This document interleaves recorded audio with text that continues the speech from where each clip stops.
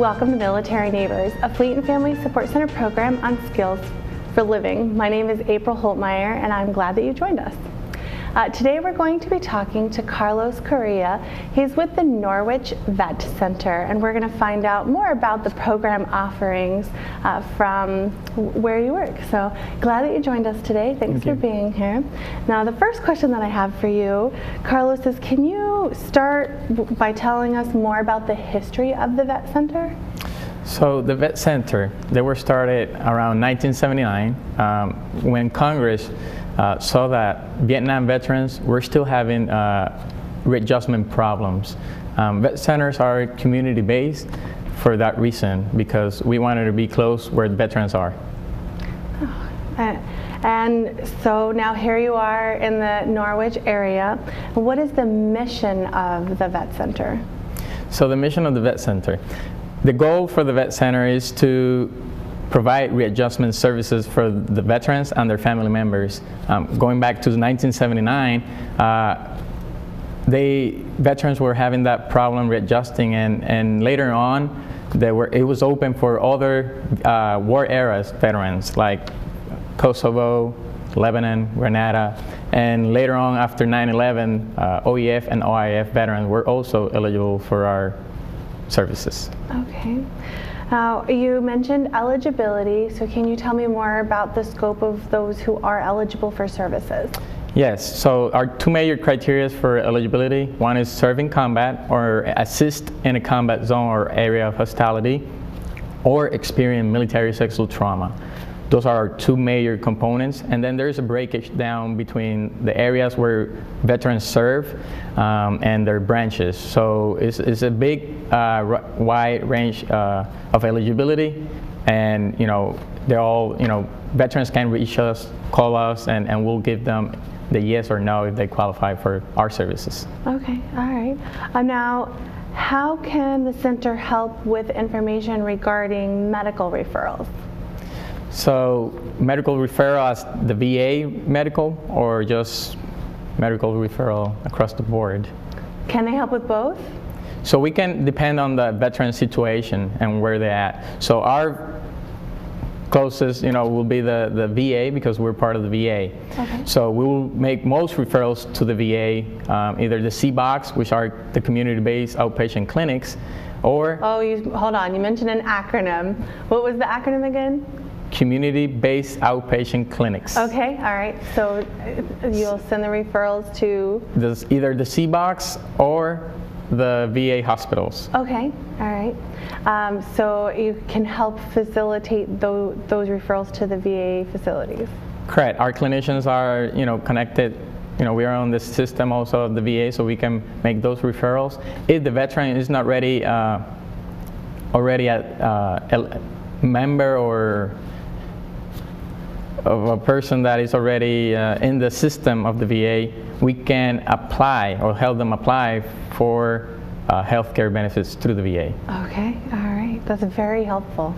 Now, can the Vet Center assist then with actually I think you already answered that, in terms of assisting with access to VA health benefits. You mentioned the hospital, but they also help with the benefits as well.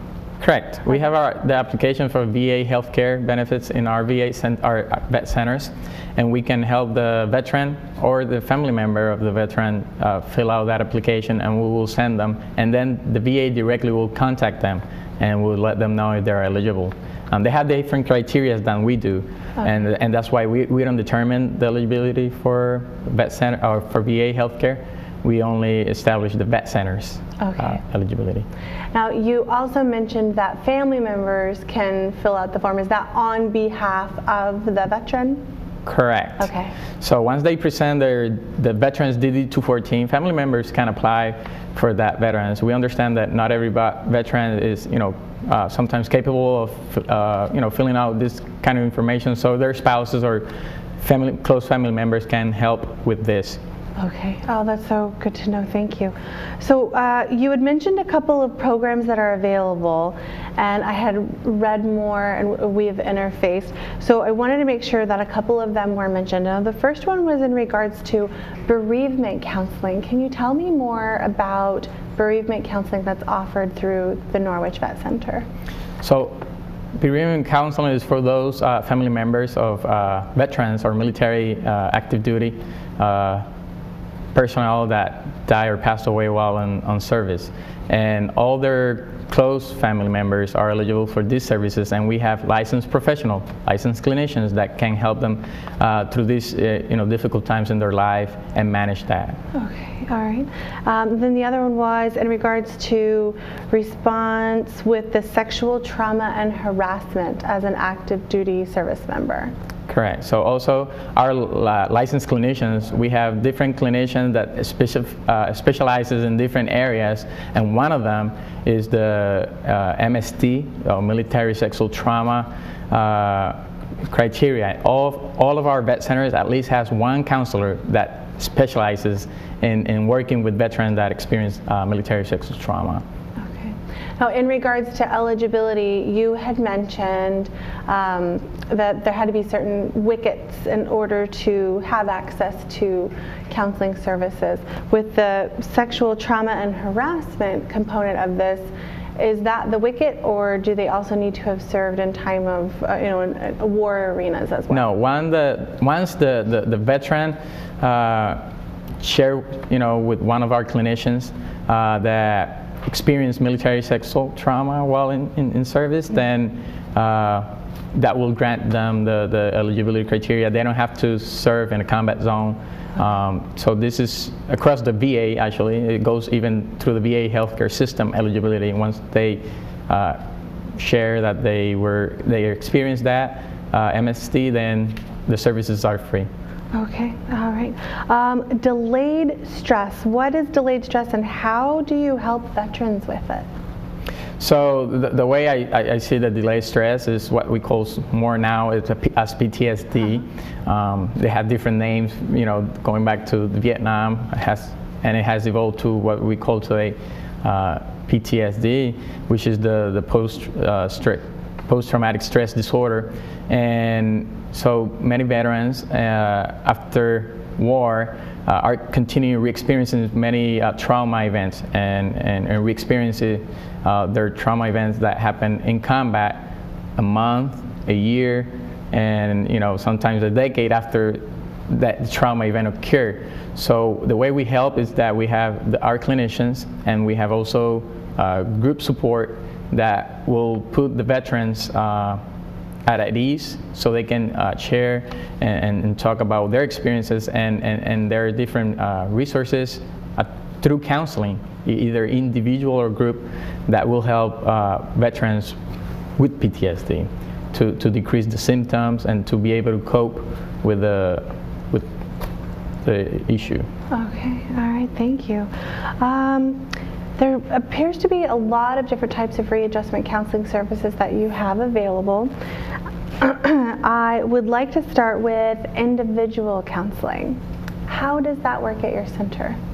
So, overall, vet centers are, similar in many areas, but because our clinicians are different, right, in every vet center, then we are unique and tailored to our community. That's what is the greatness about vet centers, because we are in a community, let's say us at Norwich, where we are closer to a naval base, so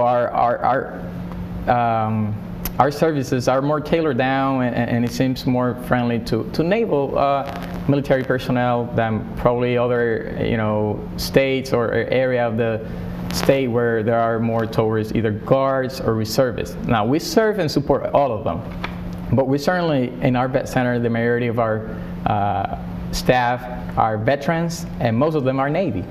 And in that regards, they can connect more with the veteran and their family. All right. Well, we are going to have to take a quick break. So when we return, we're going to learn more about the readjustment counseling services available at the Norwich Vet Center.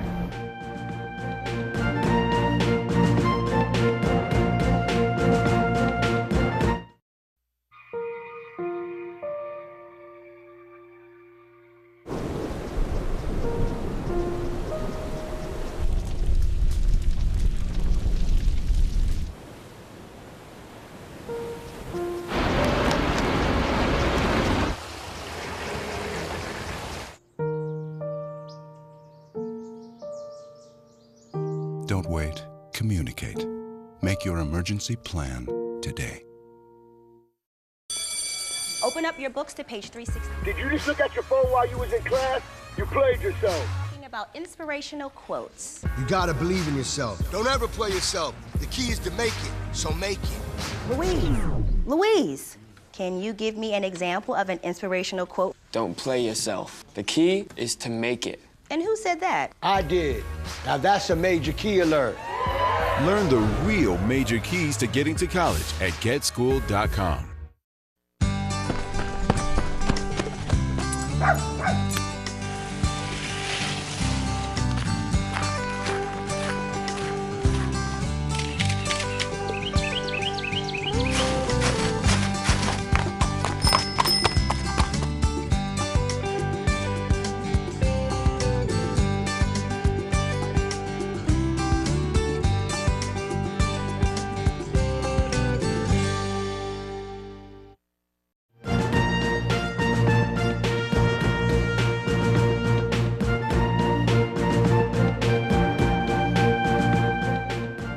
Welcome back to Military Neighbors. We're talking with Carlos Correa from the Norwich Vet Center. So we're going to go back. We had left off with talking about readjustment counseling. You had explained in our first half about individual counseling. So up next would be group counseling. What do you guys have for that? So as part of our readjustment counseling services, we do have group counseling, and they vary. They vary from PTSD group counseling, MST, either for male or female, and they are breaking down like that for a purpose to feel more comfortable when sharing. There's also significant others or spouses group that meet on a weekly basis in our vet centers. They have substance abuse, groups that help, with it's not like the AAA or AA meetings, but it's more, veteran helping other veterans, vet to vet and peer-to-peer groups support. There are movie groups, there are yoga, where veterans come together and practice yoga together at our vet centers. Sometimes they have just hiking groups, depending on the weather. And there is various groups at our vet centers. Okay, all right. And then marriage and couples counseling. Correct. So once the counselor or the veteran's family identify that they want to work something that is military related, as for the couple or for the family, then these family members can also come into the sessions and work with our counselors, but it's only for military related issues. Okay. Agent Orange and Desert Storm Syndrome. Correct. So since Vietnam, we served many veterans that were exposed to the Agent Orange, and through that our counselor will work with the veterans and also get the help that they need beyond the mental. There is the physical effects of Agent Orange, and we will have them connect with other either the medical, or when it comes to benefits and claims, then with the VSO, which are the Veterans Service Officers that help with the claims. Okay, all right. Thanks for the acronym explanation on that. And my next question for you is, what would you say would be your top 3 most typical community referrals? So I myself, as an outreach coordinator, I do not do many referrals. They go through the counselors themselves. But what I see from the outside, looking at, I think housing is one of the biggest that I see as referral. The other one is job related. And with that said, we have partnered up with local DOL, which is the Department of Labor Employment Specialist, and they help our veterans get connected to jobs or to, if it's resume writing, and they have different workshops through the Department of Labor, then we get them connected with the employment specialist that is only for veterans. Okay. And the third one is substance abuse. is the other one that I see that there is a lot of referral in our vet center. So substance abuse, housing, and job related. Okay, thanks for that. So next, my question did regard the pre-employment counseling. Can you explain more about the pre-employment assistance and employment counseling referral process? Correct. So once the veterans identify they want to go back to the workforce or is thinking about going back to work, then we will call and bring into the loop the DOL, which is the Department of Labor, and then we'll make that transition to the DOL. And sometimes, in most cases, DOL employees come to our vet center and meet with the veteran at our vet center. So most of the time, the veterans don't go to the DOL office. Most of the time, the employee specialist comes to our center and meet with the veterans in our centers, and that's when they start working on the different jobs, or resume writing, and all that. What a collaboration. All right. So what type of community presentations do you guys have planned this year? Do you have anything up and coming? So we have different events throughout the year, and we host many of them at our vet center. Right now, we have nothing scheduled as yet for in the near future. But our biggest events are around July, and we have the barbecue, our vet center barbecue, and later on in the year we have our holiday party, which we just had it in December. And we have different events at our vet center, but also we are out in the community. We go to different events throughout the community, schools, colleges, senior centers, wherever we think that veterans can be. The fairs in different towns, at the casino. So wherever we think that veterans are going to be, we are part of that, and we try to share this word, and that we're here to help them and help the family transition. Okay. Are there special services available for women veterans? So there is individual counseling for veterans and that are female. Also the groups, we try to make groups that are only for females, because we do understand that sometimes you feel more open to share about your experiences when you are more in the same gender specific groups. Okay. But yes, but they can work with if they need more support through the VA. There is a wider range of female-oriented services. Okay, thank you. And do these services cost anything to the veteran? So the way I like to put it out is that services at the vet center have been already prepaid by the service member, when they serve in the military. So they are free. There is no charge, there is no copay, there is no deductible. Once they're eligible, once they meet those major criteria, our services are completely free because they have been prepaid through their service. Okay. And then are family members of veterans eligible for any services at your center? Correct. So when it's related to the service member issues, then that family member is also eligible for some of the individual or group counseling, marital, and the group, like the spouse or significant other groups, support groups, and the bereavement counseling also is part of that. Okay. What about confidentiality and privacy? What are people who utilize your services? What are they entitled to in regards to the privacy and confidentiality? So that's huge. I actually take pride on when I share about the confidentiality because it's very strict. It's very strict. And the reason is when Congress founded vet centers back in '79, they saw that many veterans were reluctant to access care at the VA. And the reason they made the vet center kind of separated is so those active duty members could seek out for help and not feel afraid that their units will gonna find out about their issues if they wanted to get that help.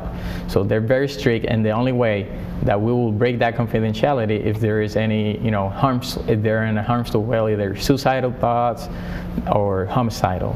Okay, all right. where can people go for help to reach access to your services?